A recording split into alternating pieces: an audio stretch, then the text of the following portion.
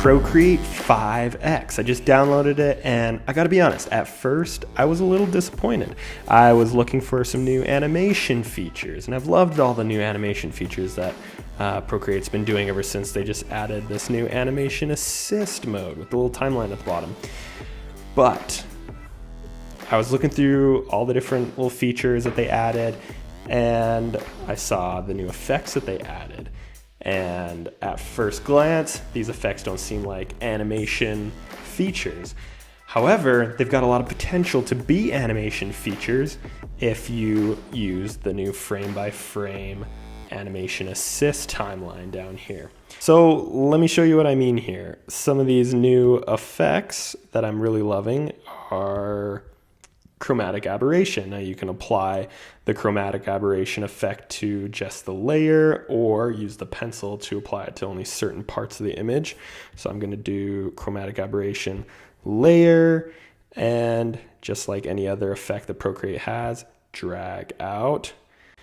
So that's the chromatic aberration effect. Now, just from this swiping left to right to increase the amount of that effect, you can already see the potential with this if you do animation with this. Maybe start small and next frame go a little bit bigger, next frame go a little bit bigger, next frame go a little bit bigger, and within 10 frames you might have a little bit of effect that kind of goes like this.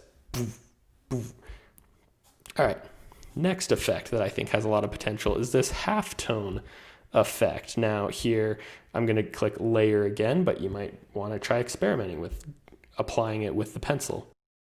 So halftone effect, your full color looks a little bit like this. Screen printing to me is probably more realistic to what happens with actual screen printing.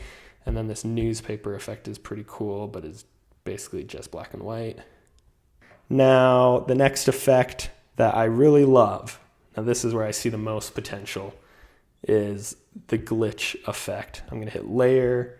Now we've got 4 different options for the glitch effect. And of course, within all these effects, there's different settings that you can adjust to change that. So there's endless possibilities of what we could do here.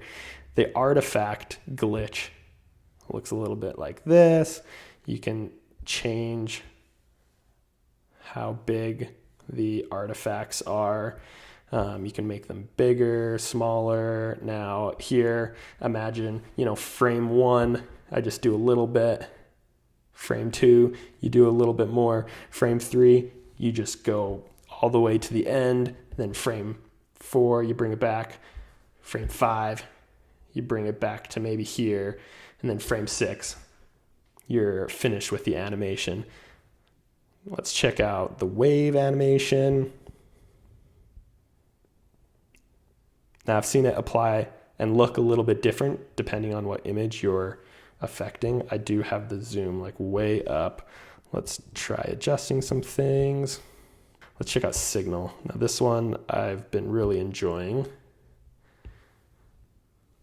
It really distorts like the positioning of whatever you're affecting or whatever you're glitching.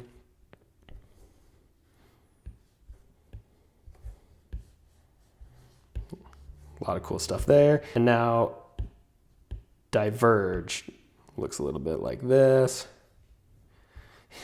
Some people, if you don't want to go frame by frame, you could even turn on your screen capture and just drag over left and right, and you've got a little bit of a logo animation. I definitely suggest being creative with these effects because people are going to really be using these a lot because these are the default effects. And, just like an After Effects tutorial, really good tutorial comes out and all of a sudden everyone is doing the exact same effect and they're even putting it in their reels. So get creative, try some new things. So to show you a little bit of an example of what I've been trying with these new effects is I'm loving the glitch effect. And so I threw a Nike logo in here and played around with the glitch effect frame by frame. And this is what it looks like. Now you see it starts with a really big glitch and then ends with a little delayed, smaller glitch at the end. So that's what I'm going to be showing you how to make real quick. First thing you've got to do is turn on Animation Assist. Next, we're just going to duplicate this layer a whole bunch of times because we're going to be using the exact same layer over and over and over again, just applying different levels of that glitch effect or different amounts of that glitch effect to each frame. So let's start with getting 10 or so frames duplicated out.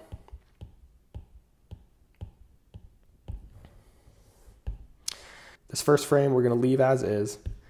Then the next frame, come up to Effect, hit Glitch, Layer. I'm going to use Signal. You can use any of these and experiment and drag across your screen. And you see the little blue bar here showing you the amount of glitch that you're applying to this frame. This is our first frame. So I just want to apply a little bit, just drag it out until you first see a little bit of glitching. I'm also going to turn off onion skins because I don't want to see the previous frame. Now you can turn onion skins on and off if you want to see the previous frame or the next frame. But since all of the frames are the exact same image over and over again, I'm just going to turn that off for now. Okay, we're now on the third frame. Glitch, layer, signal. I'm going to increase it a little bit more. I'm at maybe like 40%. Cancel out. Next frame, glitch, signal, drag it to maybe 58%. Exit out. This frame, you could do a couple more frames that are medium glitchiness. On this frame, I'm going to choose to go almost all the way with it. Let's do right before it goes wide. I'm going to go right here, exit, next frame. Now this is where I'm going to go 100% signal all the way, exit out. Let's just see how it looks for right now. Even that looks really cool. You're just adding a little bit of a glitch to your logo. Now you could add a little bit afterwards, maybe right after it goes wide, you bring it back just a little bit so it eases in to being normal again. So maybe something like that. And then it's normal again. Now what I did on my animation is I added a little bit of a delay. So hold duration for normal for like 8 frames. And then I did one final delayed little glitch. But this one isn't as big as the first glitch.